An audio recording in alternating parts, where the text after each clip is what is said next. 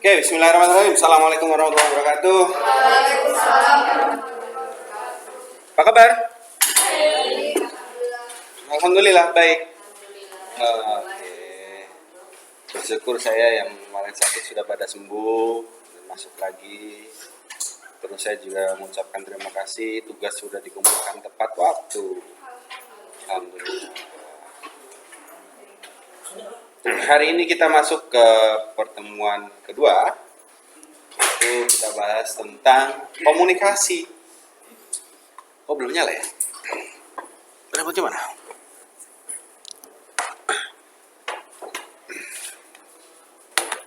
Kita bahas tentang komunikasi. Ada ini? Ada sesuatu yang harus kalian tanyakan terkait dengan minggu lalu?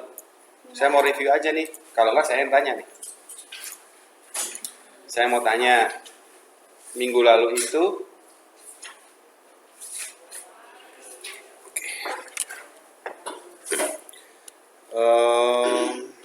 tentang apa sih materinya?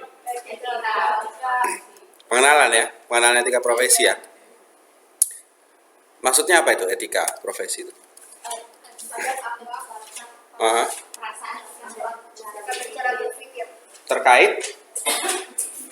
Terkait apa?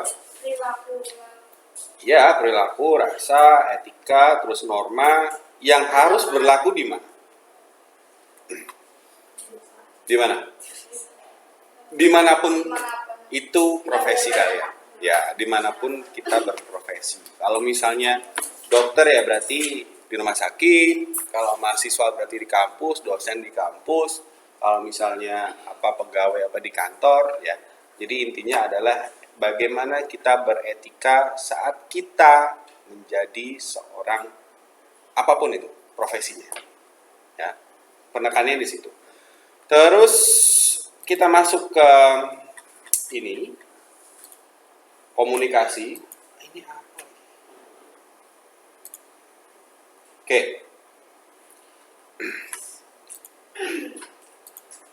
Biasa kita lihat-lihat sesuatu dulu, lihat video dulu.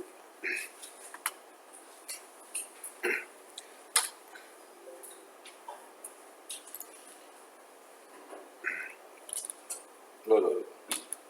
Mana? Kok nggak muncul?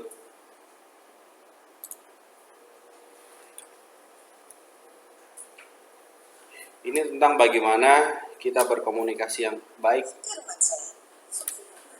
Suprimat.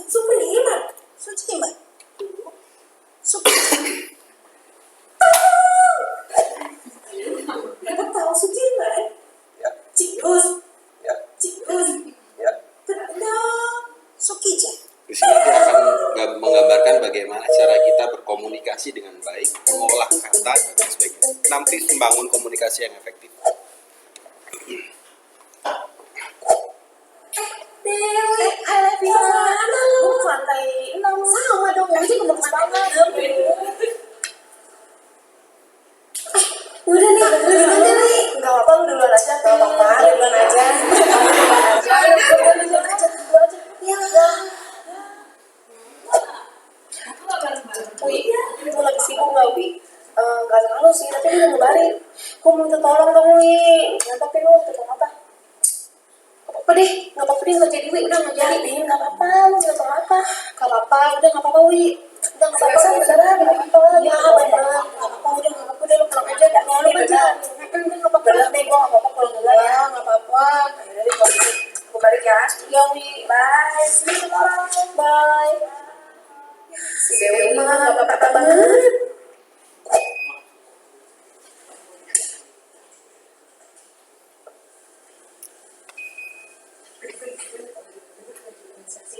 Dapat empat ya? Hah? Gua Ci, iya.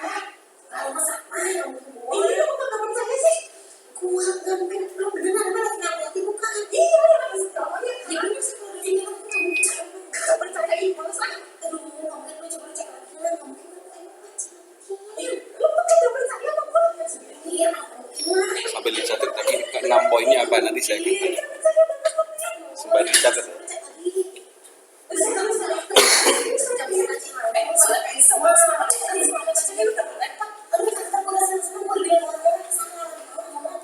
Cek lagi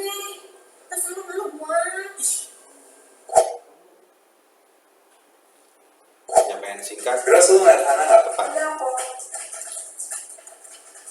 Ntar kalau lu ngeliat Hana, kamu kasih tahu fotokopi berkas yang dikasih sama, ya Ci, bentar Ci, fotokopi surat dikasih sama Jasmine ya, iya Ci, iya. Oke.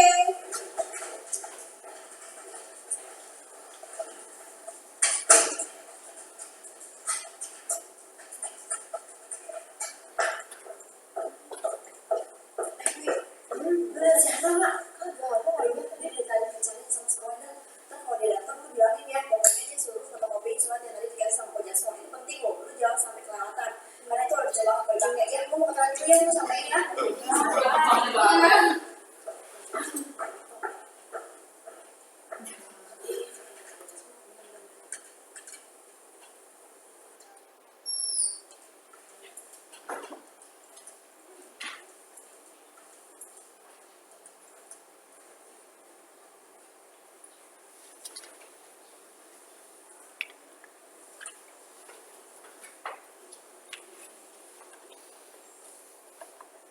Ih, kerja semua, ya ampun, oke banget sih.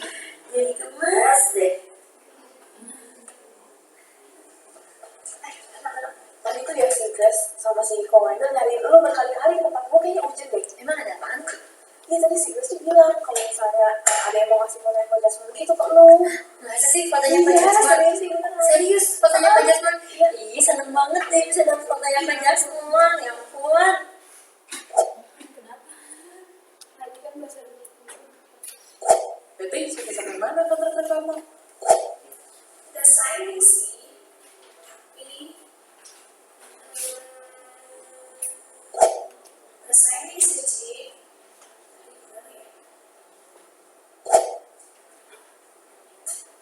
Udah signing sih Ci. Tapi gimana ya?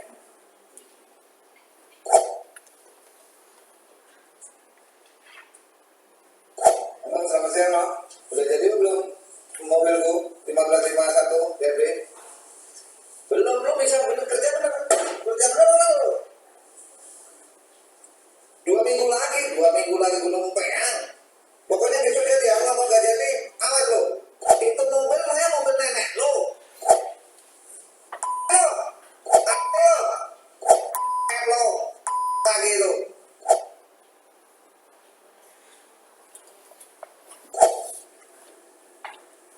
So guys, kita akan mulai pembahasan short movie project yang kita punya. Sekarang gua akan mulai ide dari gua sendiri. Wait.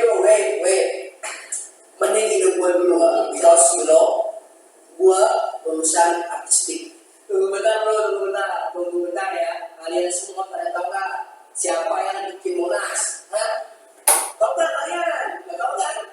Gua juga nggak tahu sih. Tapi pada intinya lebih baik gua yang share ide gua terlebih dahulu ketimbang menurut kalian semua. Nggak bisa gitu dong, nggak bisa gitu. Di sini gua yang handle projectnya, gua head of project di sini. Jadi mestinya gua yang ngomong duluan, bukan lu semua. Bentar bro, tunggu bentar ya, Masalahnya sebelum kita mulai debat nih, itu siapa?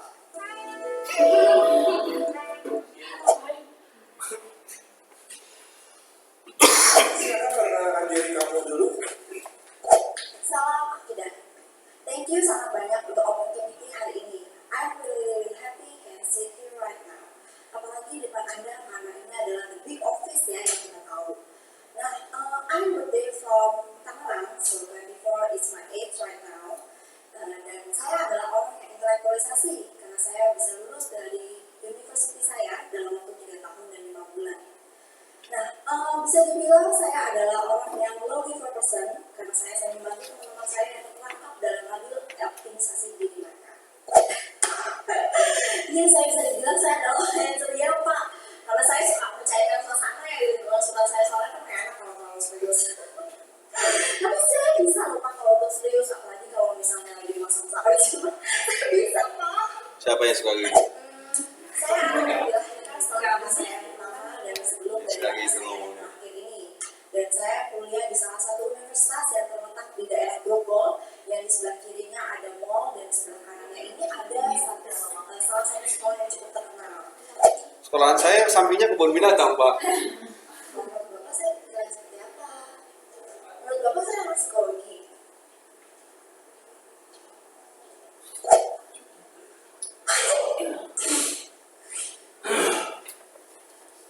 สวัสดีครับในข้อที่มีช่วยให้น้องเว้นแต่เสียงช่วยใครก็ในไม่คุ้นเหลียวน้องเทเทมีดีแล้วก็แต่น้องใครหน่อยรีบให้จุกขาดปัดเดียวมีแค่เดียวรีบเข้ามาไหน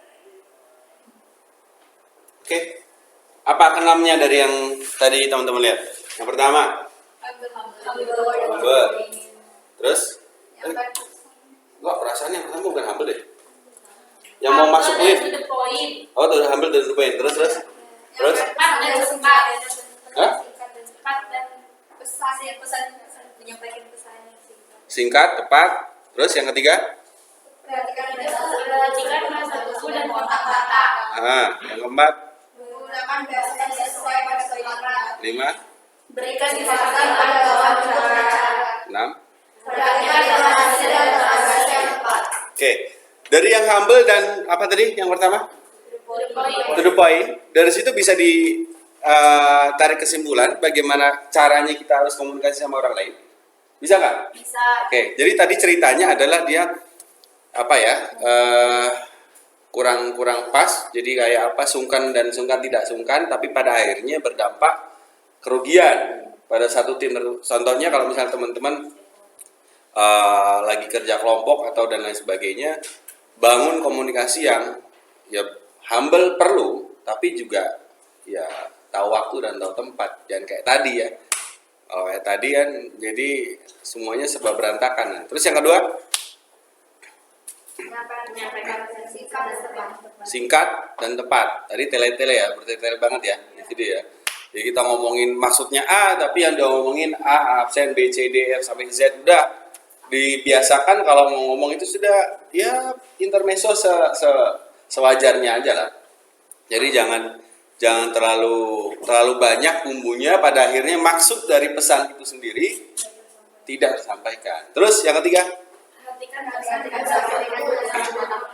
bahasa tubuh dan kontak mata. Sekarang gini, kalau misalnya siapa ya, saya berbicara misalnya sama Silvi, kalau saya melihat Silvi sudah ngantuk banget dan nggak bisa diajak ngomong lagi, apa pantas saya nyecer Silvi dengan pertanyaan terus? Enggak kan? Jadi dari bahasa tubuh sudah terlihat bahwa ini anak atau Silvi udah ngantuk nih. Dari matanya juga udah kelihatan. Itu salah satu contoh.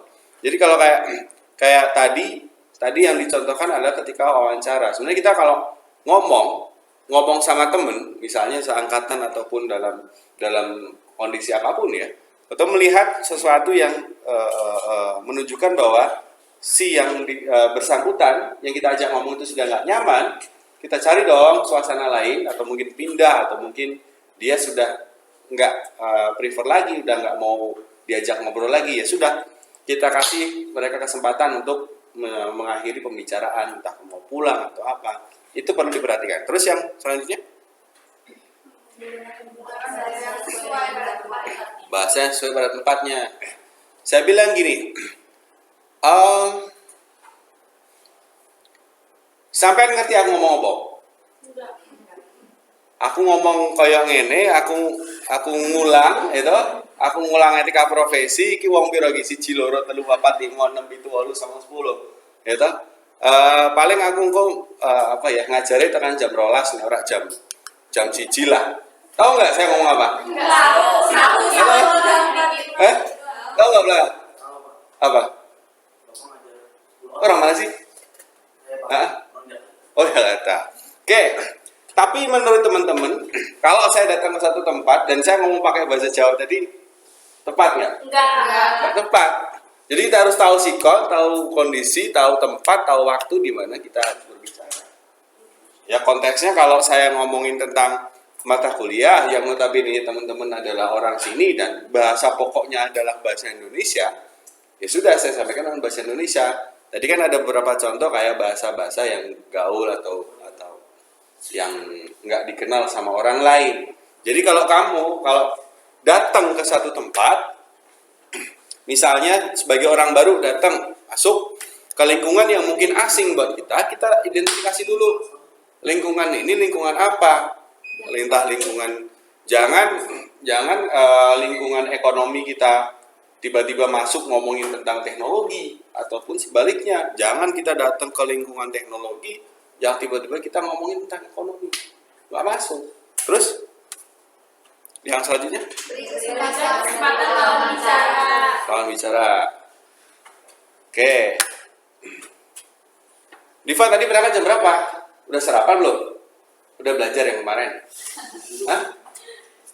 Jawab dong. Oh, nggak bisa kan?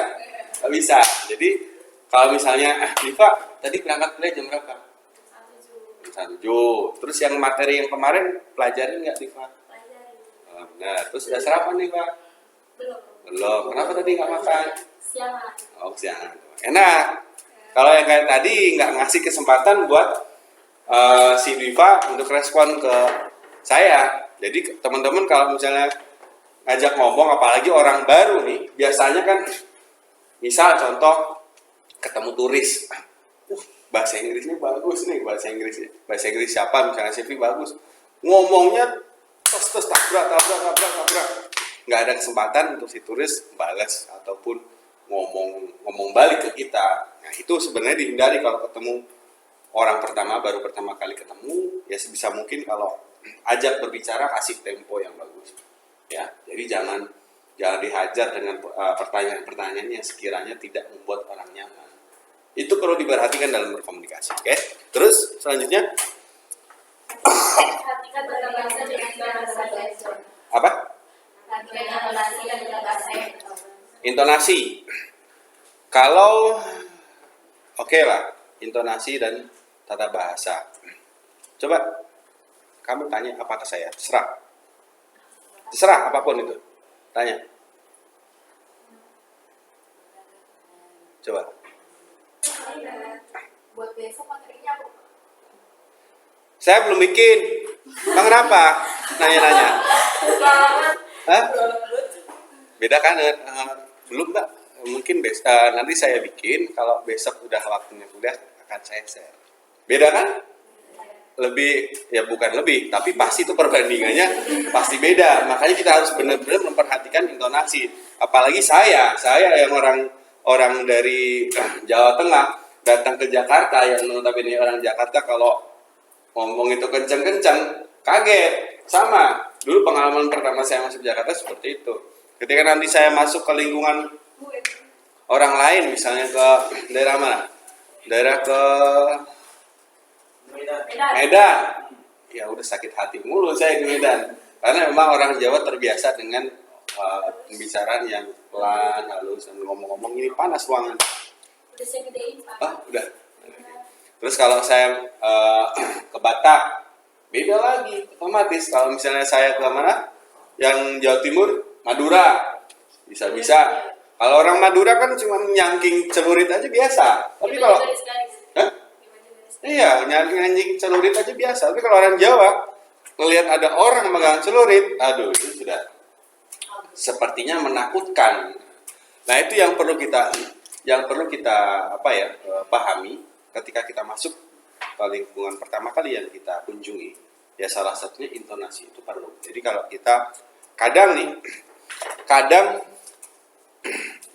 ya nggak kadang sih, seringnya juga begitu. Saya sendiri juga mengalami. Saya masuk ke lingkungan di Jakarta ini yang notabene kalau orang berbicara tas kenceng, ya saya nggak terbiasa, ya mau nggak mau saya harus memaklumi, oh ini logatnya loh, ini intonasi yang sebenar-benarnya terjadi. Tapi beda ketika orang Jawa berbicara dengan intonasinya orang Jakarta, itu udah jelas-jelas kelihatan marah kalau itu.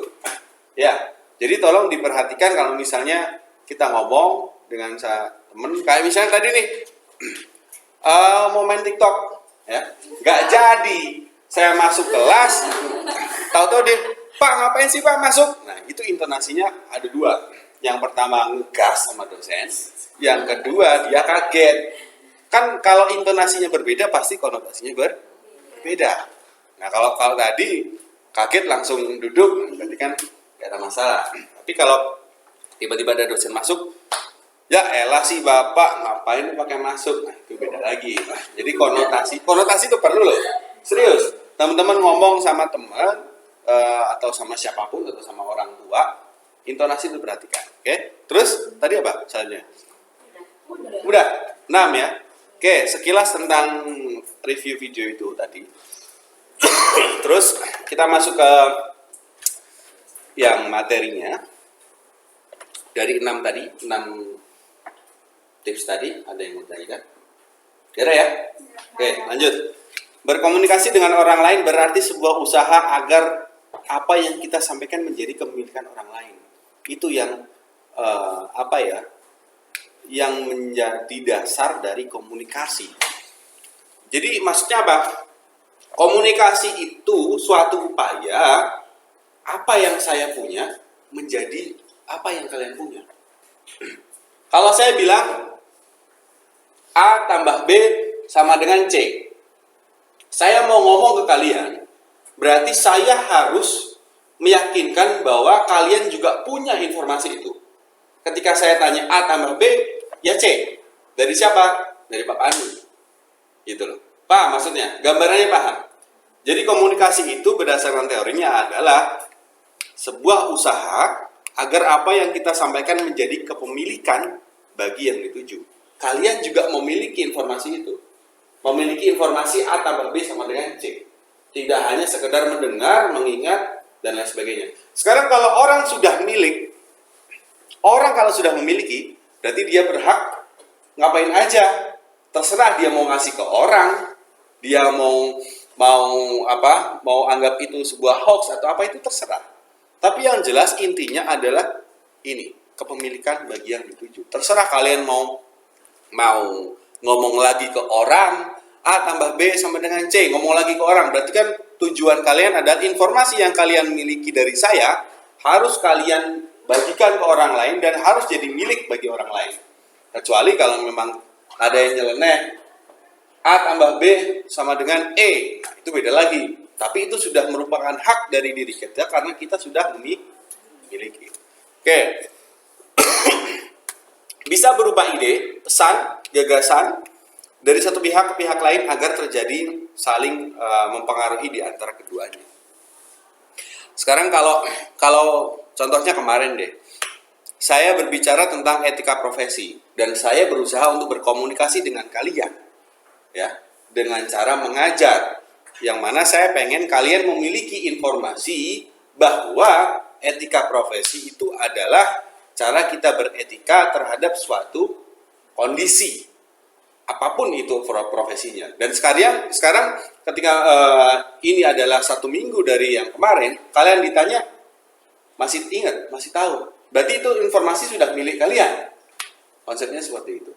Jadi terserah kalian mau nanti di UTS atau di UAS mau jawab etika profesi adalah ya gimana kita bekerja di kantor. Terserah. Tapi yang jelas ketika saya tanyakan hari ini, kalian menjawab sesuai dengan apa yang minggu lalu saya ajarkan, berarti kalian sudah memiliki informasi dari saya. Nah, itu konsep dari komunikasi. Terus bentuk dasarnya ini ada komunikasi verbal. Jadi contoh berdiskusi dengan teman, mempresentasikan populasi bisnis kepada klien, terus kerja kelompok, itu komunikasi verbal. Verbal itu yang kita bicarakan. Ketika saya berbicara, terus kemudian teman-teman mendengarkan, itu komunikasi verbal. Oke. Bentuknya bisa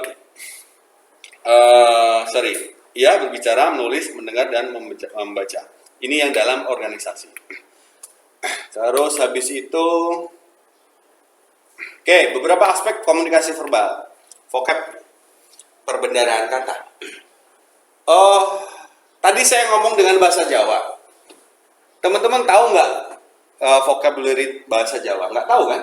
Ketika teman-teman tidak punya pembendarahan kata tentang bahasa Jawa, maka teman-teman tidak akan bisa menyerap informasi dengan baik. Maka kalau kita mau ngomongin tentang komunikasi verbal, vocabulary atau pemberdayaan kata itu harus komplit.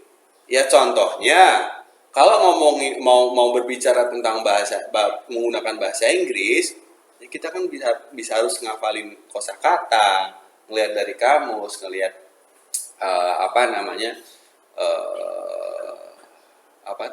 susunan kata dan lain sebagainya. Dulu kan juga diajarin kan ngafalin ditarget setiap kali pertemuan berapa kata ya kan. Fungsinya adalah untuk berkomunikasi. Karena kalau kita tidak punya padanan pembenaran kata yang mencukupi, maka komunikasi akan terhambat. Terus yang kedua, kecepatan, racing. Saya kalau ngomong cepet juga informasi nggak akan tersampai. Kalau misalnya saya bilang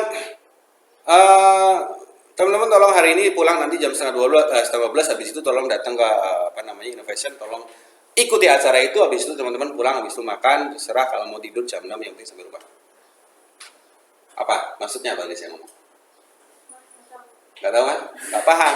Karena temponya gak bagus. Jadi kalau saya bilang hari ini nih kita nanti kuliah sampai jam setengah 12. Nanti habis ini tolong kalau misalnya teman-teman senggang, tolong datang ke innovation karena lagi ada event. Ya jangan malam-malam lah, kalau misalnya mau pulang nanti ya kurang lebih jam 6 lah sampai rumah, habis itu istirahat terus belajar. Tahu apa yang saya omongin? Tahu. Lebih tahu daripada yang tadi kan? Nah, makanya racing ini sangat berpengaruh. Intonasi suara kayak tadi ketika saya ngomong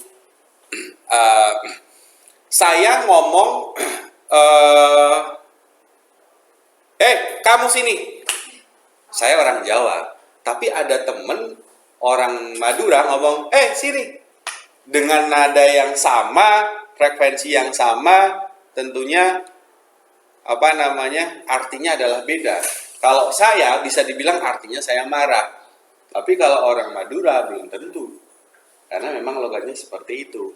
Maka intonasi suara itu di setiap kali ada aktivitas itu perlu diperhatikan. Kayak saya ngomong di depan kelas sama saya ngomong di rapat beda. Teman-teman juga misalnya di kelas sama waktu ngomong sama orang tua terus misalnya ada tugas pasti harus beda kan. Jadi jangan, kalau anak sekarang bilang jangan ngegas. Kalau ngegas terus juga putus nanti ininya gas itu. Hah? Apa?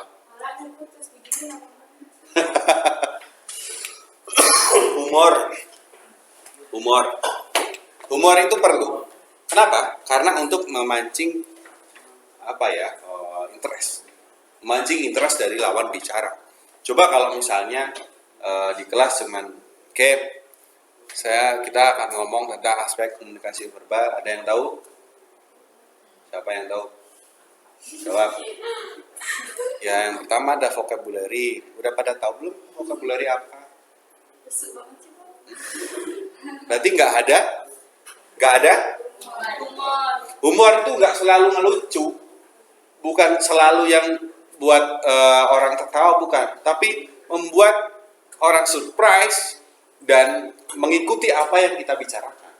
Itu sifat humor. Sifat humor itu, sekali lagi, sifat humor tidak selalu lucu. Tapi ketika kita berbicara, orang lain itu tertarik. Upayakan untuk seperti itu. Terus singkat dan jelas.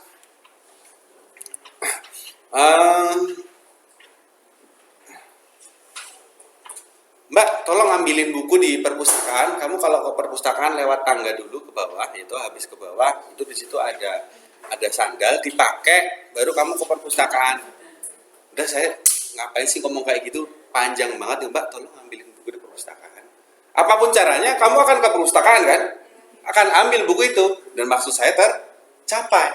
Udah simpel, jadi nggak usah kayak tadi tuh yang foto. Pada akhirnya yang diajak ngomong dia nggak paham, cuman dia scroll foto-foto orang kan. Padahal yang dimaksud adalah mungkin yang bersangkutan dia mau share foto tentang pekerjaan. Tapi karena kalau ngomongnya ini nggak singkat dan nggak jelas, ya pada akhirnya pesannya juga nggak jelas. Ya. Terus timing itu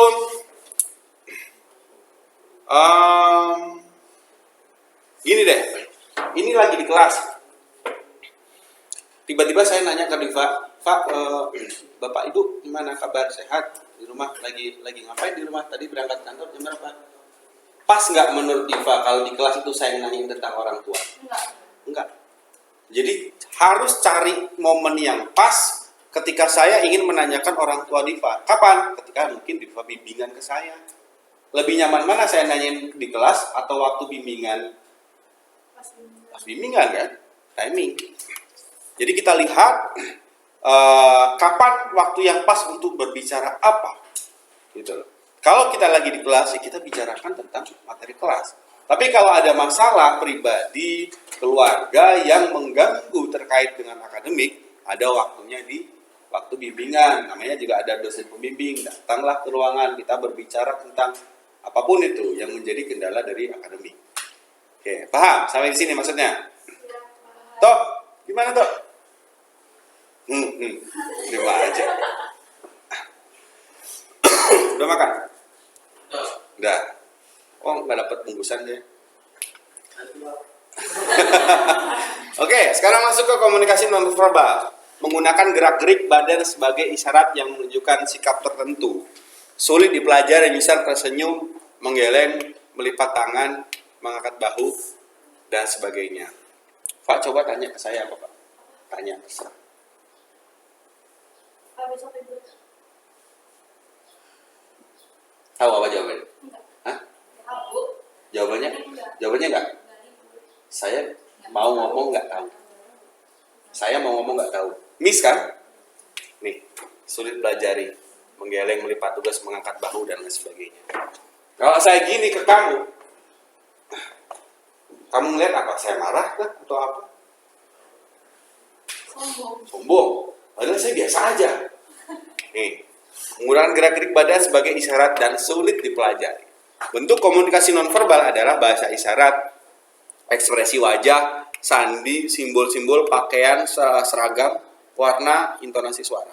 Isyarat, teman-teman pernah lihat ini yang maaf untuk tunawicara sama tunarungu yang di berita, Ya.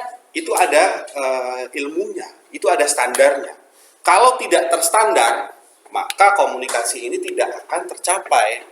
Sekarang ini, kalau ilmu itu tidak diketahui oleh semua orang yang punya keterbatasan itu, percuma dong ada peraga itu di televisi, maka pesan tersebut tidak akan tersampaikan.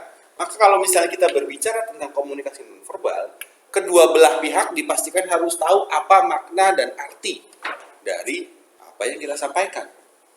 Tapi kalau misalnya kayak kita nih, biasa kayak gini, tiba-tiba saya cuman gini aja, sama geleng-geleng, kan teman-teman nggak tahu maksudnya apa. Sementara saya nggak mau ngomong. Nah, ini makanya kesulitan komunikasi nonverbal di situ. Oke.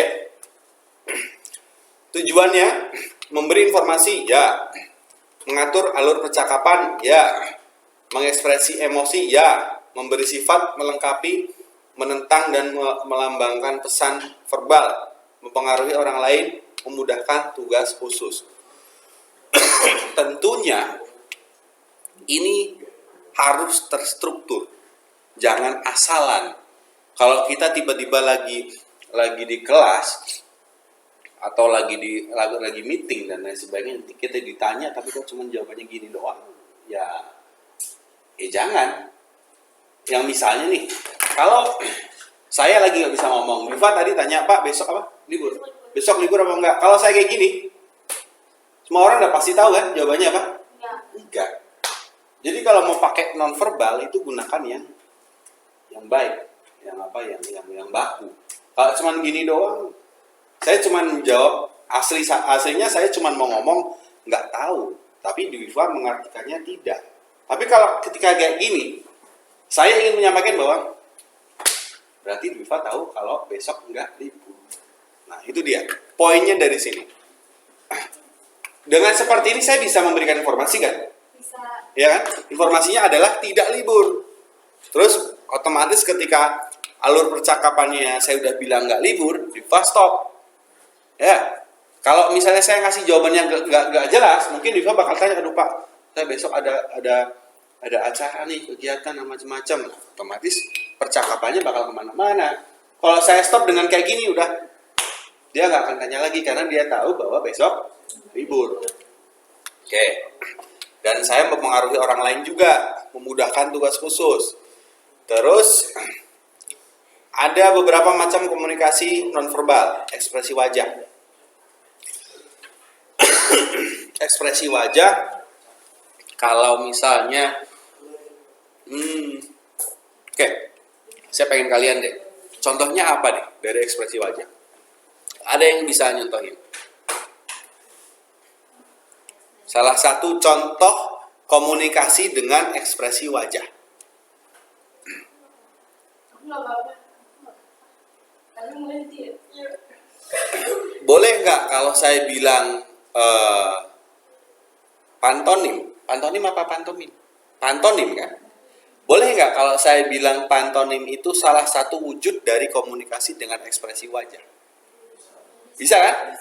Meskipun dia juga banyak gerak, tapi dia akan memainkan wajah sebagai ekspresi dan sebagai upaya untuk menyampaikan sesuatu kepada audiens ataupun yang melihat.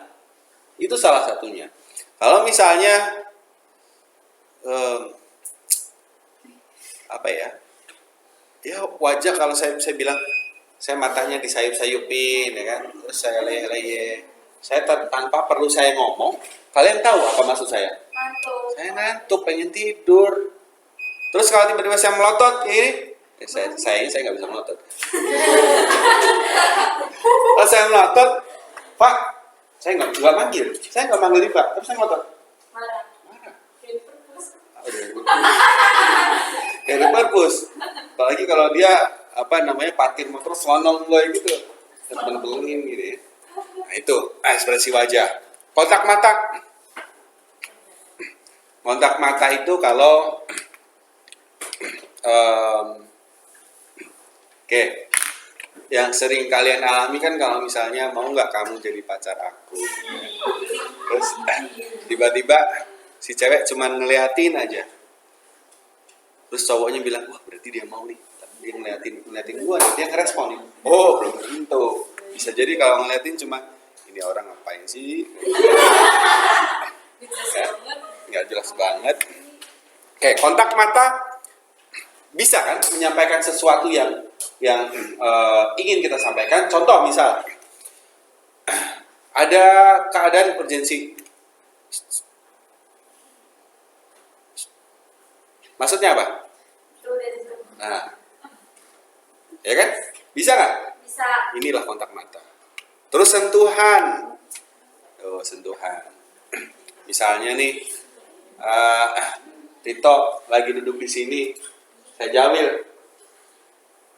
Tadi suruh apa? Sipin. Gua dong mikir. Saya jawil Titonya tanpa harus saya ngomong. Berarti pesan saya tersampaikan dong. Dan Tito, jadi Titonya melengok tanpa harus saya manggil Tok. Ya kan? Itu dia teknik nonverbal sentuhan. Terus postur tubuh dan gaya berjalan. Postur tubuh dan gaya berjalan.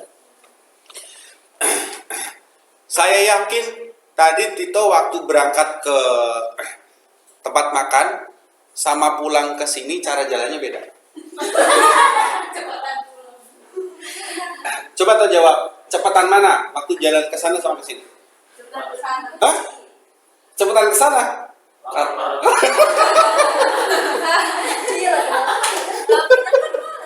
Ya benar juga sih. Jadi cepatnya bukan karena ada mata kuliah, cuma karena lapar terus cepet ya. Tapi jelas kan, postur tubuh dan gaya berjalan itu menunjukkan bahwa Tito lapar tanpa harus Tito ngomong, gua lapar. Bener kan? Ketika Diva lihat Tito jalan kenceng banget nih ke rumah Mahdi, lagi lapar dia. Ya. Terus kalau misalnya Tito datang ke kelas tapi santai, berarti Diva bisa bilang, oh berarti mungkin Pak Pandu belum masuk nih, udah dia santai. Berarti itu komunikasi yang bisa ditangkap oleh orang lain dari cara berjalan dan postur tubuh. Terus suara, tadi udah pasti suara mah kalau kita ngomong pasti orang lain tahu lah ya. Terus gerak isyarat, ya tadi isyarat. Coba apa kira-kira kalau isyarat? Hah? Ya, terus gini.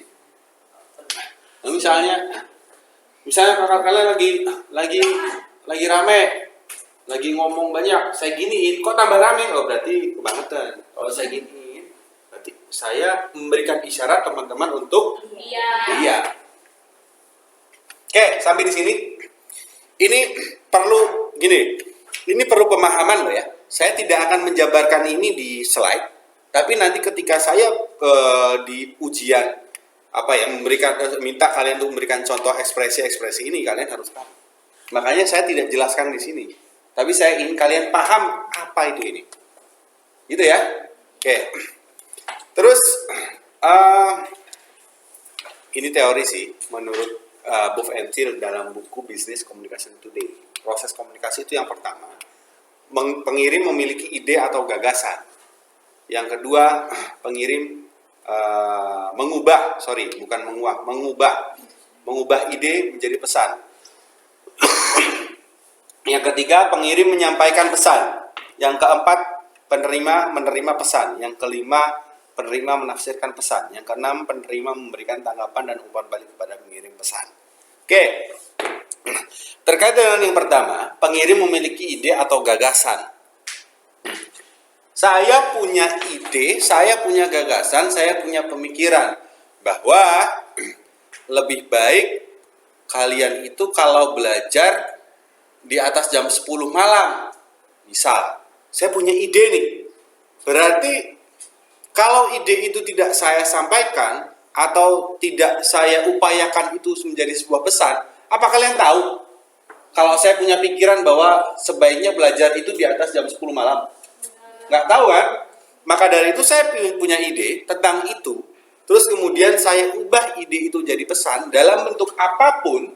Mau surat, mau WhatsApp, atau mau call, video call, atau dan lain sebagainya.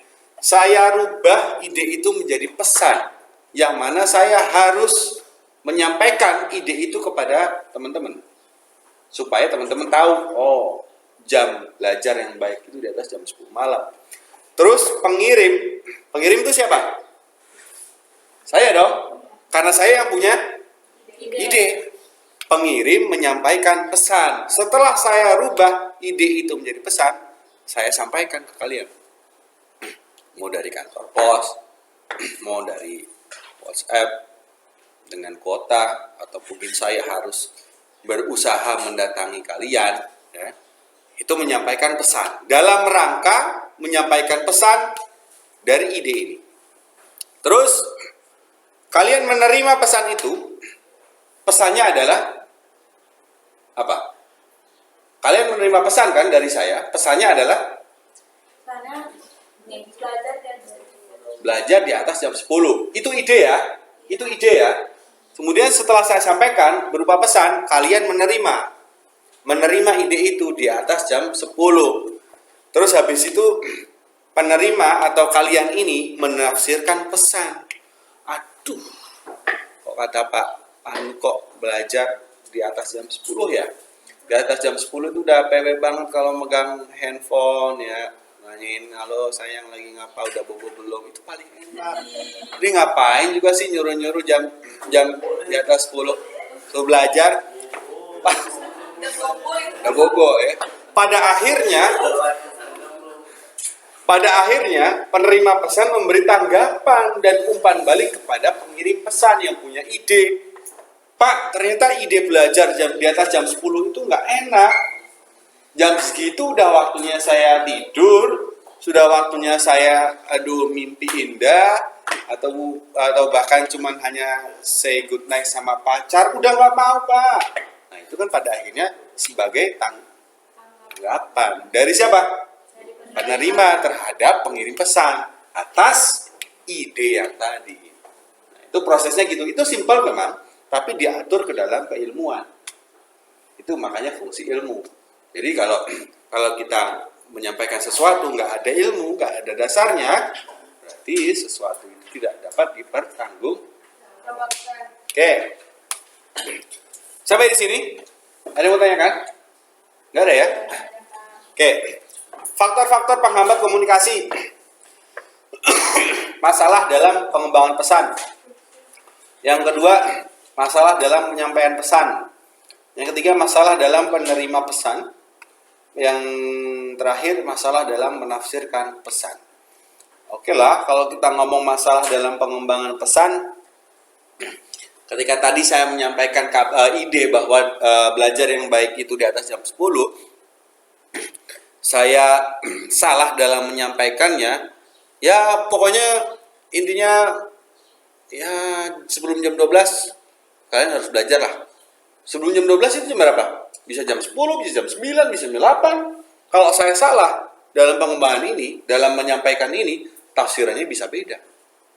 Bisa jadi pesannya itu nggak tersampaikan untuk ide belajar di atas jam 10. Kalau saya ngomong sebelum jam 12 ya kalian harus belajar, bisa tidur. Berarti terserah dong, kalian mau belajar di jam 9 kah? Jam 8 kah? Berarti ide yang tadi tidak tersampaikan ya? Ya. Terus kemudian masalah dalam penyampaian pesan. Kalau misalnya nih, cara saya menyampaikan ide belajar yang terbaik itu adalah di atas jam 10 dengan cara tak WhatsApp semuanya satu-satu, tak japri malam hari, kira-kira gimana? Gak dibalas. Gak dibalas dan malas bacanya kan? Berarti saya ada masalah dalam penyampaiannya. Saya nggak tahu waktu dan saya nggak melihat bagaimana cara menyampaikannya. Tiba-tiba saya jam 10 lebih 10 menit, saya WhatsApp teman-teman, belajar. Jam segini bagus nih buat belajar. Mau nerima? Enggak kan?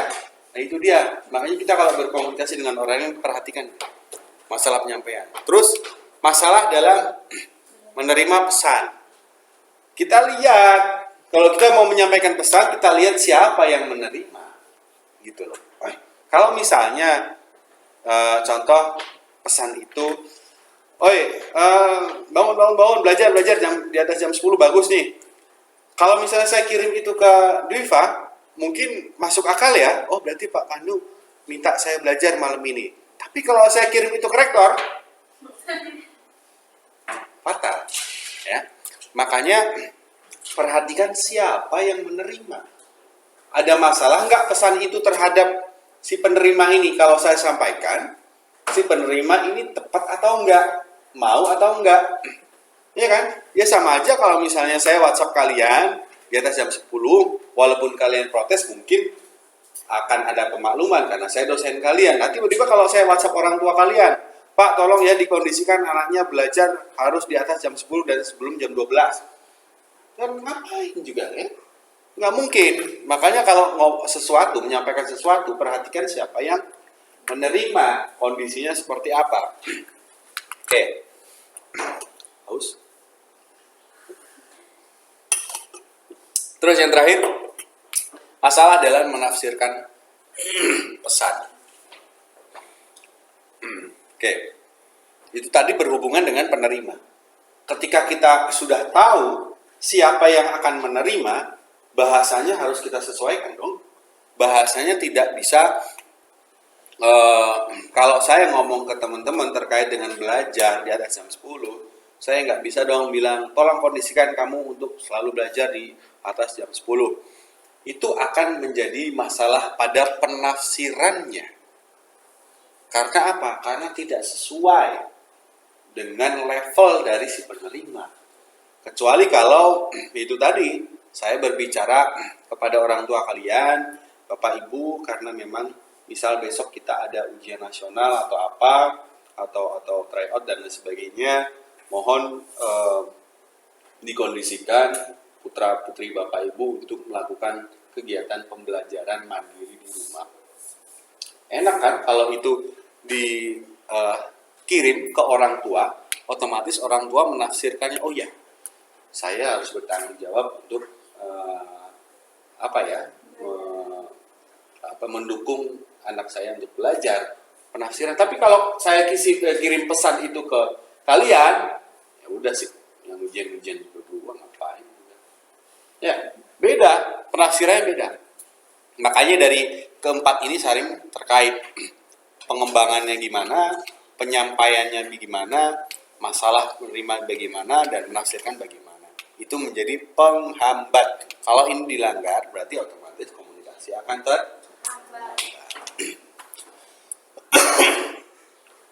Saya tanya, pentingkah komunikasi profesional? Penting. Untuk apa? Jadi gini, konsepnya itu salah satu yang betul. Tapi lebih rinci lagi, komunikasi profesional itu adalah upaya untuk mewujudkan suatu kepentingan di dalam suatu organisasi. Misal contohnya gak usah jauh-jauh deh. Kalian misalnya ada salah satu dari kalian jadi anggota BEM misal contoh. Perlu kan ada komunikasi antara BEM 1 dengan BEM kampus lain, terus kemudian BEM lainnya lagi, supaya terjalin satu program yang saling berkesinambungan. Tentunya komunikasi itu hadir di dalam organisasi yang satu profesi.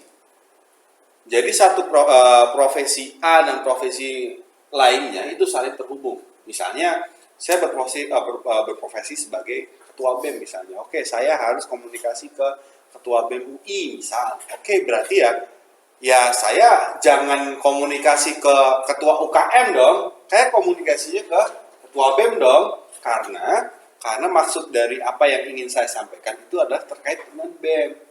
Nah, kecuali kalau saya mau ngomong langsung terkait dengan UKM misalnya keagamaan, berarti saya langsung ngomong ke ketua UKM keagamaan. Nah, jadi sama ketika komunikasi profesional itu penting, itu gunanya untuk kalau mau dicatat, pokoknya intinya kegunaannya untuk melancarkan atau bahasanya itu mendukung kepentingan suatu organisasi terhadap organisasi lainnya. Itu peran komunikasi profesional. Karena tanpa adanya komunikasi, satu organisasi tertentu tidak dapat berkomunikasi dengan organisasi lainnya, dan itu tidak menghadirkan solusi di antara dua organisasi tersebut. Oke, kira-kira ada yang mau ngasih contoh lagi nggak komunikasi profesional? Ada nggak?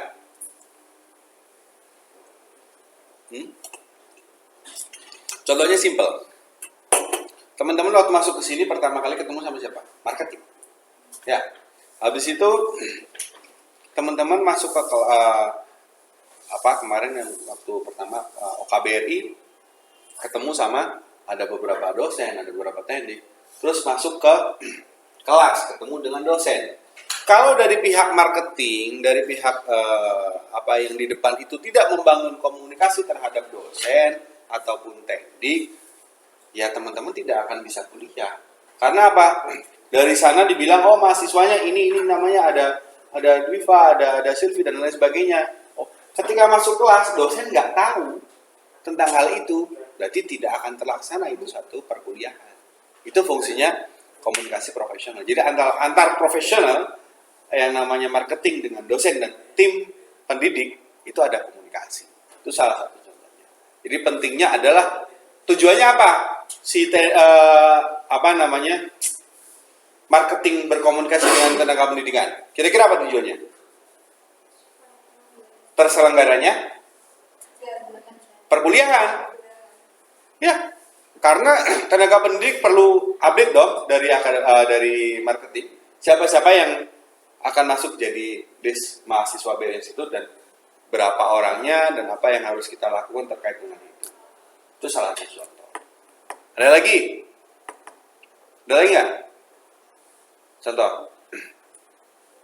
Apa? Nggak ada. Ya pokoknya itu deh. Mendukung kepentingan suatu organisasi terhadap organisasi yang lain. Itu komunikasi profesional. Oke, ada yang tanya sampai sini? Toh? Ada. Mas, sebelahnya? Sorry, siapa mas? Yosua. Dua doang ya? Cowoknya dua doang ya? Oke, sampai di sini ada yang mau tanyakan? Benar, nggak ada? Oke, selanjutnya. Oke, nggak ada tugas untuk minggu ini. Ya, silakan dipelajari dari slide-slide yang tadi yang saya sampaikan. Sengaja saya tidak banyak di slide karena saya pengen teman-teman ini paham, bukan hanya hafal. Karena saya mau nanti jawaban di UTS atau UAS itu bukan narasi yang apa ya, yang baku, itu bisa jadi setiap orang beda-beda nanti di jawabannya. Tergantung dari pemahaman. Oke, sebelum saya meninggalkan kelas mungkin ada yang bertanya kan?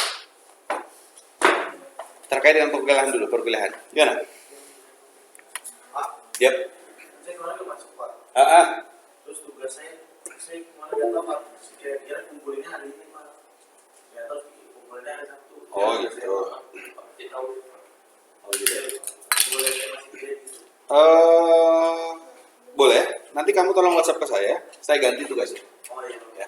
Saya butuh ada beberapa artikel yang harus kamu cari. Nanti saya kasih. Ya. Oke, ada lagi?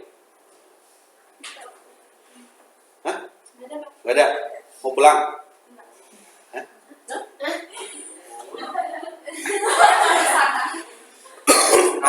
Masih ada waktu nih. Kali aja mau lanjutin. Tadi bikin TikTok. Tadi juga dia. Hah?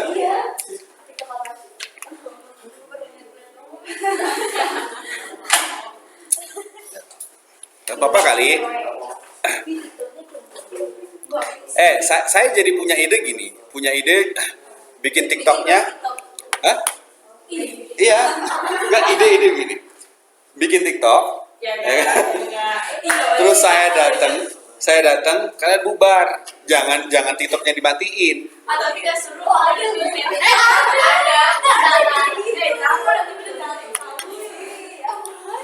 apaan sih? Kamu ini jangan keluar ya ke belakang lu kamu. Ada kan kalau bapak sih. Ya kapan-kapan lah kita bikin bareng. Pak jangan disamain Pak Joe. Terus gimana? Harus gimana? Ledakan, mas ledakan. Itu BRI. Ya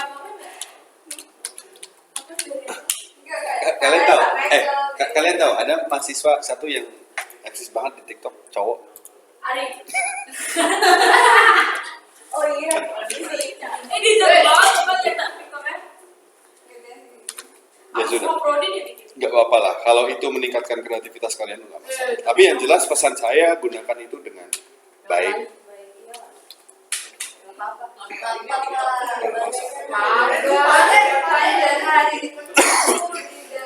Tapi ingat pesan saya di minggu lalu.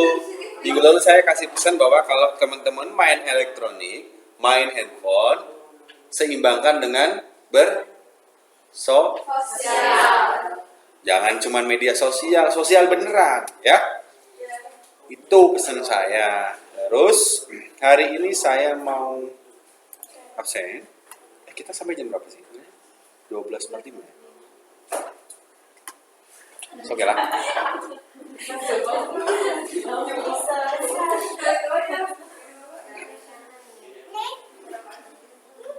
Nggak ada pertanyaan lain nggak? Kira-kira? Yosua hadir, terus Sylvia hadir, Riva, oh semua? Hadir.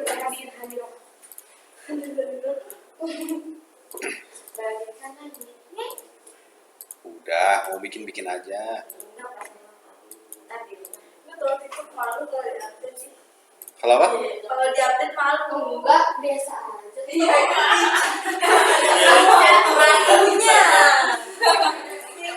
Enggak, biasa aja kok biasa. Iya, saya biasa malu.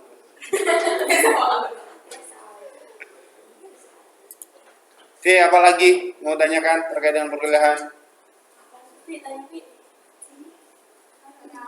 Tanya dong.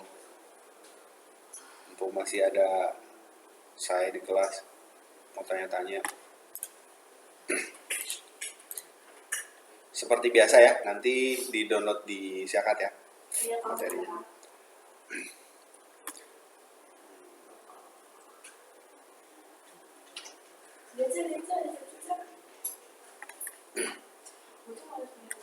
Oke. Gue ini udah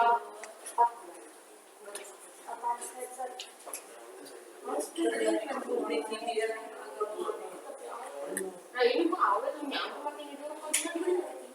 Nah iya. Yang ini, yang minggu lalu udah sempat di-download di Siakat?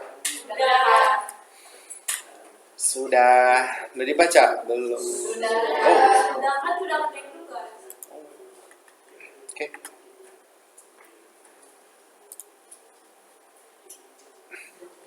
gimana itu wacana agenda kemarin yang kayak apa sosialis apa bakti sosial jadi Mana itu? Makrab.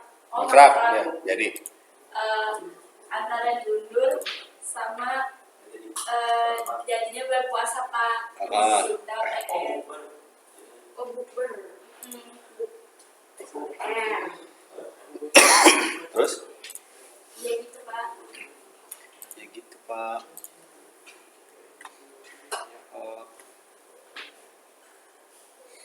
Oke.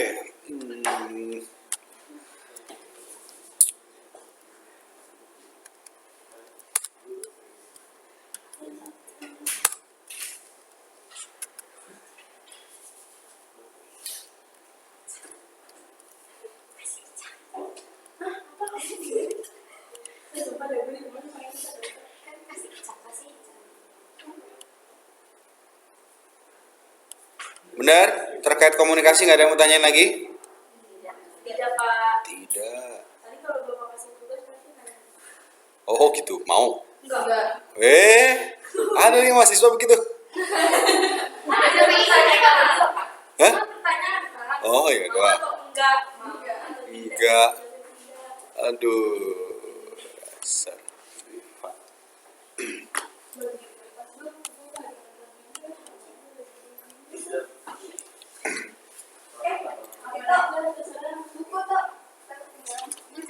Oke.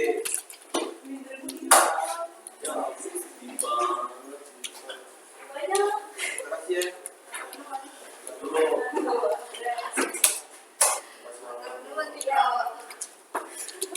Kamu apa tahu? Kamu ngomong matur nuwun tuh tahu nih kan? Hah? Hah? Iya iya. Mau tahu? Maksud nuwun. Kemarin liburan pulang nggak? Kereta. Iya. Apa nih? Terus itu sepupunya di mana? Di Kris. Terus mana sih? Pediatri. Oh, PGRI. Ada rumahnya masa? Hah? Pak Pandu. Saya di Boja. Bonoarjo. Manenar panas. Tahu kan? Tahu.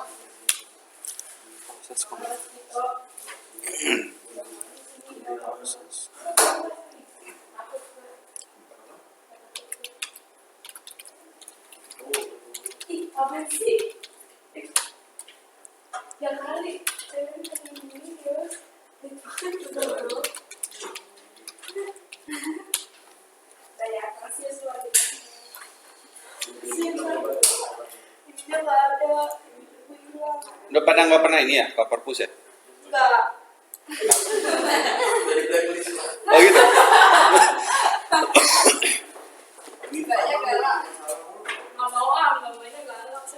Mbak maunya nggak mau ngomong sendiri apa dia ngomongin? Apa? Mau Diva mau ngomong sendiri sama mbaknya apa mau saya ngomongin? Saya udah bilang kok. Oh, udah? Tadi ini Ah, terus? Oh, yang itu Questionnaire. Saya nggak mau bohong Pak. Saya bilang tolong Mbak jangan ketik-ketik saya takut. Jangan ketik-ketik. BCA ya? Hah? BCA langsung mandiri.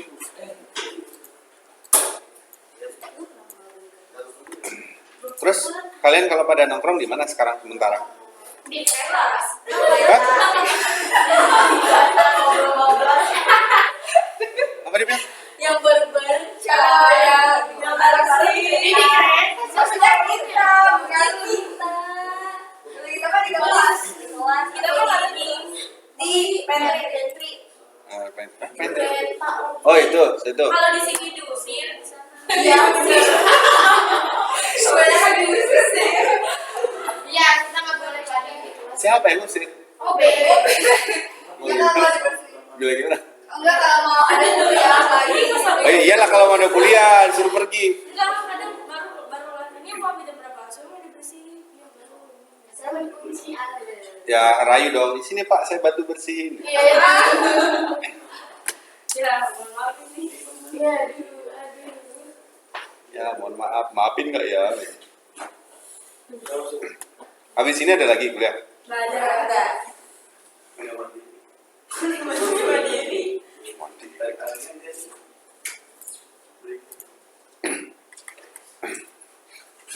ya, kalian mulai baca-baca aja terkait dengan seperti yang minggu lalu saya sampaikan, sistem analis tentang itu, penguasaan materi dan sistem analis, kemudian tata kelola IT. Kalian harus banyak baca-baca tentang itu. Ya mungkin memang belum masuk ke perkuliahan, tapi saran saya dari awal sudah harus banyak baca-baca tentang itu. Ya, jadi tata cara bagaimana mengambil keputusan penggunaan teknologi informasi dalam organisasi. Jadi misal contoh nih,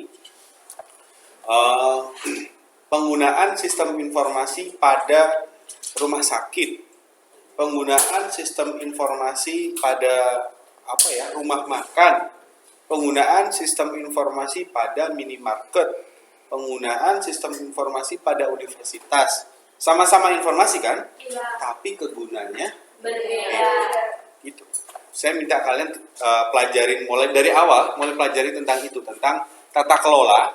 Yang kedua, sistem informasi terhadap organisasi. Ya, itu nanti fokus dari SI, kalian akan belajar itu, manajemen proyek, terus habis itu apalagi manajemen pengembangan aplikasi, terus habis itu lupa saya, pokoknya terkait dengan proyek. Nanti kalian akan menjadi middle dari si programmer sama industri, sama bisnis, proses bisnis. Jadi kalian di tengah-tengah nih, penerjemah antara kebutuhan dan kebutuhan. Kebutuhan industri apa? Sistem informasi yang mendukung proses bisnis. Kebutuhan programmer apa? Ya sesuatu inputan, ya proses bisnis yang akan mereka jadikan program. Nah kalian ada di middle, baca-baca tentang itu. IT governance, yang namanya IT governance itu perlu dipelajari. Tulisannya berarti IT governance C. Jadi IT tentang perusahaan, organisasi. Itu nanti arahnya kalian ke situ. Ya kalau mau, bukan berarti belajar yang lain nggak boleh, belajar aja. Kalau mau bikin program atau apa, belajar aja. Tapi memang khususan prodi kita nanti akan ke situ, ke sistem analis. Ya, tengah-tengah, middle. Ya, nggak apa-apa. Om Tito misalnya mau belajar lagi tentang program, balik lagi, nggak apa-apa. Tapi kayaknya udah nggak mau ya, nggak pusing. Ya, nggak apa-apa lah. Terus sering-sering baca tentang paper. Saya kasih contoh nih.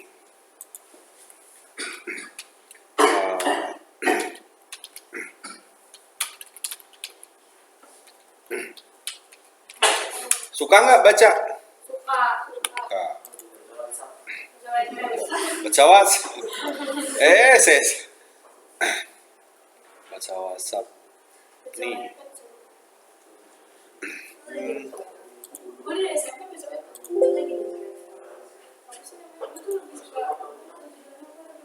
Aku baca web sampai nangis tuh. Mana? Seru banget.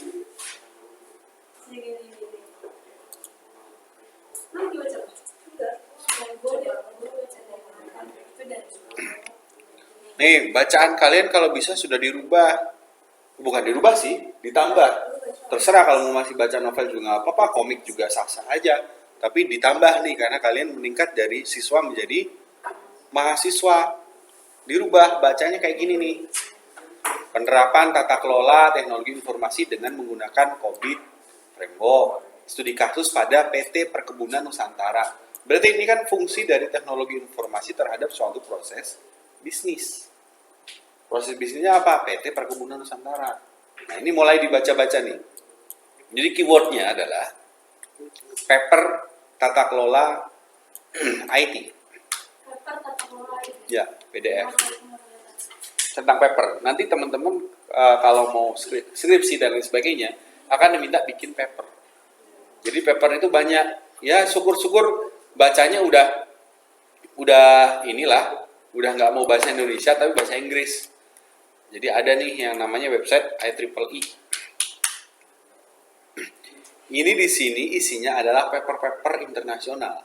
Teman-teman kalau mau baca, kalau mau meningkatkan bahasa Inggrisnya, baca dari sini. Nih, IT governance. Jadi download ya tuh Pak. Bisa? Nanti saya ajarin kalau ini, kalau memang butuh download. Nih, Global AI Governing Document Paper, Membership of Publication.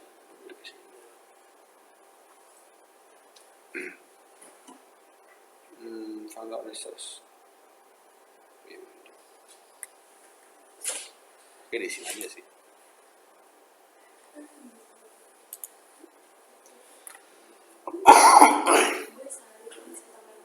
Nih, kayak gini akan muncul nih. This paper suggests extending the view the strategic alignment is on core IT governance. Jadi maksudnya dia berbicara tentang strategi bagaimana core atau inti dari penerapan IT governance. IT governance itu tadi kebergunaan sistem informasi terhadap rumah sakit, ya, terhadap universitas, terus terhadap lembaga pendidikan, itu beda kan? Jadi di sini ada strategi bagaimana menempatkan itu. Nah itu yang perlu teman-teman pelajari. Kalau bahasa Indonesia ini tata kelola informasi, ya kan? Terus implementasi tata kelola teknologi informasi, baca-baca aja. Tapi yang jelas tentang tata kelola. Nih, pakai COVID di BPMPT Bolang. Jadi ini kan sebenarnya sudah ini sebenarnya arah yang akan kita tuju. S itu nanti arahnya ke sini. Banyak tentang tata kelola teknologi informasi terhadap suatu proses bisnis. Kalau saya berbicara proses bisnis, itu berarti bisa perusahaan, bisa universitas. Proses bisnis itu adalah core atau alur bagaimana suatu organisasi itu bekerja. Perusahaan air minum sama perusahaan asuransi beda, alurnya beda, cara kerjanya beda, dan nasabahnya beda. Berarti proses bisnisnya beda. Perbankan dengan kampus berinstitut, proses bisnisnya beda. Itu yang namanya proses bisnis. Jadi kayak orang jualan di pasar, orang jualan makanan dengan orang jualan emas, proses bisnisnya beda. Paham yang dimaksud proses bisnis? Nah, itu dia. Jadi kebermanfaatan teknologi informasi terhadap suatu organisasi bisnis, proses bisnis tertentu. Nah ini yang teman-teman bakal baca nih. Baca-baca aja. Apa sih proses bisnis itu apa sih? Terus tata kelola IT itu gimana sih? Baca-baca. Banyakin, ditambahin baca tentang begini. Kenapa? Karena nanti bisa jadi ini jadi ide dari teman-teman untuk bikin skripsi. Lebih awal lebih bagus. Saya bagi pengalaman nih. Dulu saya selesai S1 3,5 tahun. Jadi semester 1, semester 2 masih cupu-cupunya kupu-kupu ya. Semester 1, 2 masih gaya lah, kebanyakan gaya karena orang kebanyakan baru lulus SMA, baru tahu kampus. Semester 3 udah mulai tahu kenal organisasi, terus kenal cewek lah, kenal pacaran lah. Semester 3, semester 4 kenalannya banyak, lintas fakultas, lintas kampus ya kan. Terus bagi pengalaman dan 3-4 itu saya minta juga teman-teman jangan minder kalau misalnya memang kita lagi baru angkatan pertama. Tapi jangan minder nih. Kalau misalnya nanti ketemu dengan kampus lain atau apa, tunjukkan kalau kita tuh dari situ gitu. Terus 3-4 sudah mulai organisasi, 5 itu sudah mulai punya arah karena memang di 3-4 itu saya diminta untuk banyak baca tentang ini semua. Jadi 5 saya sudah mulai kerja praktek tapi yang sudah punya tema. Dari mana saya dapat tema? Dari banyak baca paper. Kalau dulu saya informatika, lebih ke computing. bukan programming ya, computing itu terkait dengan mempelajari metode, pembaruan metode dan lain sebagainya. Jadi lebih ngomongin tentang metode A, metode B, C dan lain sebagainya. Nah, itu saya pelajari semuanya. Habis itu di semester 5 saya magang. Magang itu laporan bisa jadi produk untuk saya skripsikan. Jadi saya selesai 3,5 tahun itu antara magang dan skripsi nyambung. Nggak bisa. Kebanyakan teman-teman saya di kampus juga lamanya karena salah strategi nih. 1, 2, 3, 4, 5 udah nyantai aja. Ya saya tidak menyalahkan itu. Bagi teman-teman yang mau nyantai juga silahkan. Tapi kalau mau kejar dan mau benar-benar tarung, fight, tolong dibaca dari sekarang nih. Ya kasih target lah. Kalau ternyata di rumah aja bisa baca novel, komik, 1 buku sehari ya paling kayak gini 1 paper sehari gitu aja. Apa? Paling berapa jam sih baca beginian? Cepet. Yang penting di target aja 1 hari satu paper kan bisa download nih kayak gini. Download aja. Cetak. Nanti yang kita magang itu kita bikin laporan juga. Ya. Dan dinilai juga. Tapi kalau laporan itu saya jadiin acuan buat skripsinya bisa? Boleh. Selama memang topik itu berbobot untuk skripsi. Nah kalau cuman sekarang magang, cuman bikin kopi, terus saya fotokopi berkas, habis itu disuruh-suruh, bikin laporan. Kami mendukung kinerja dari bagian ini ya itu nggak bisa jadi skripsi. Skripsi itu misalnya Riva magang di Gojek, misal magang di Gojek bagian data driver. Misalnya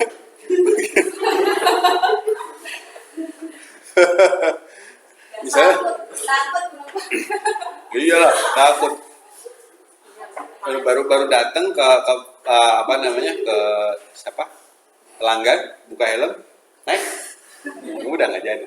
Misalnya contoh Diva magang di Gojek jadi data analis, kita ada mata kuliah data analis, data governance, jadi data administrator. Misal contoh dalam pengolahan data administrator Gojek ternyata Diva menemukan sesuatu yang janggal. Ada satu proses dalam pengolahan data ini yang tidak terstruktur, mengakibatkan banyaknya duplikasi data atau data yang terduplikasi, banyak juga data yang kosong, terus banyak juga data yang nggak kepake masuk di Gojek. Kalau Diva punya pemikiran tentang, berarti data ini harus saya rapikan. Metodenya apa? Caranya begini. Nanti ada hasilnya setelah data awal, terus diproses dengan metode yang Diva usulkan, menghasilkan data yang lebih baik. Kalau ada faktor-faktor itu, faktor latar belakang, metode penelitian, hasil, itu bisa jadi skripsi. Tapi kalau hanya Diva insert data ke sini, terus create, update data ke sini, delete, itu nggak bisa. Berarti intinya ada masalahnya. Ada masalah. Jadi pas magang itu cari masalah aja. Cari masalah, tapi jangan memukulin orang juga di magang. Tuh, cari masalah. Intinya mahasiswa itu sekarang tugasnya adalah cari masalah. betul. Cari masalah dari mana? Dari sini juga bisa nih. Dari sini contoh yang kalian harus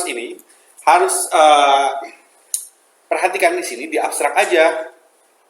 Nih, implementasi tata kelola bla bla bla diharapkan menjadi suatu cara yang dapat dilakukan oleh organisasi. Oke lah. Di ending kemudian dipetakan dengan kerangka tata kelola TI, IT, COBIT.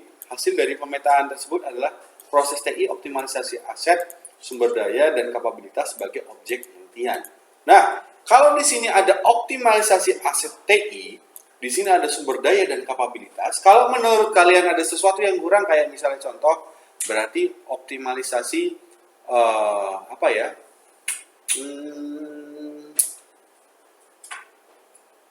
pengguna, optimalisasi kepuasan pengguna. Kalau ada kurang, berarti itu masalah. Kenapa? Kok di sini cuma 2 doang yang diteliti? Harusnya kepuasan pengguna terhadap sistem itu perlu dong, Pak. Berarti itu masalah. Jadi Diva bisa mematahkan ini Dua ini, optimalisasi aset, sumber daya, ditambah satu sebagai penelitian yang baru. Itu bisa. Makanya kalau baca kayak gini, dibaca aja dulu nih, abstraknya, sampai akhir. Bisa jadi kadang itu saya cari, barangkali ada.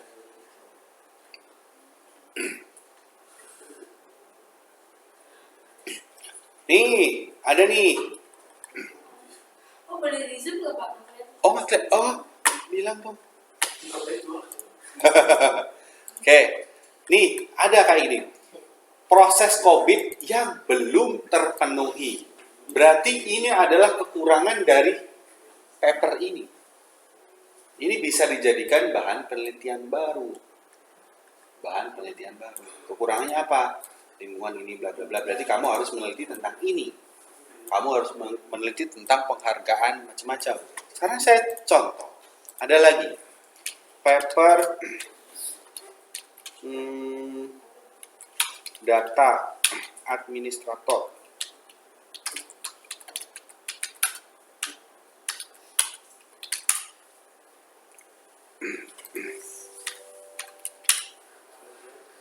Panggilan.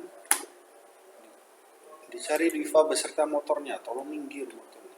Pak, jadi gitu Pak, soalnya motor saya di Malang. Hari ini Malang? Iya. Wah. Saya juga lupa ini saya kunci stang atau enggak.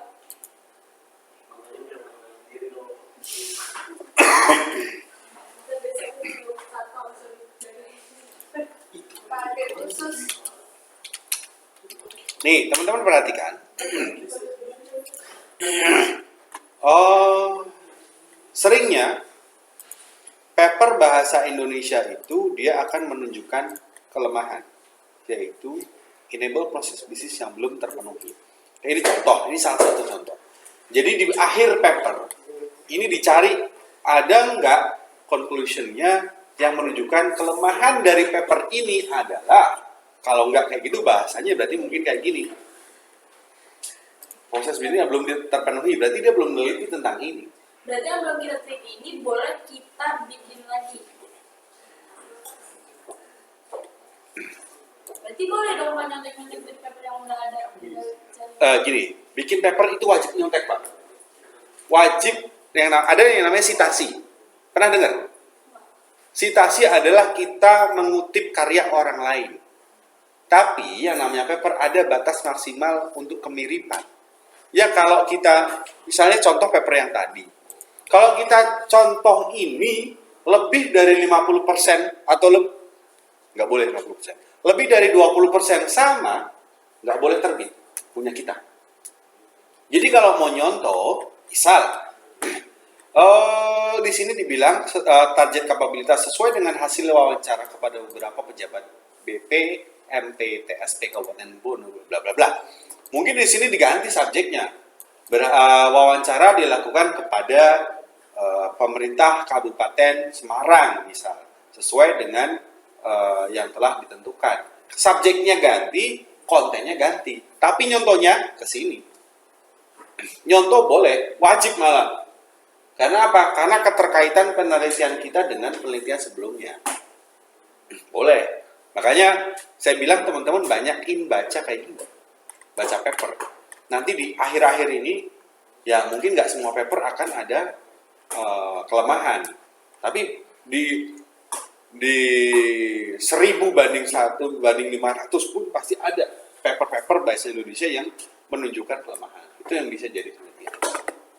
Gitu. Paham tentang ini? Insya Allah. Insya Allah apa? Dibawa pulang juga lupa. Oke, sip.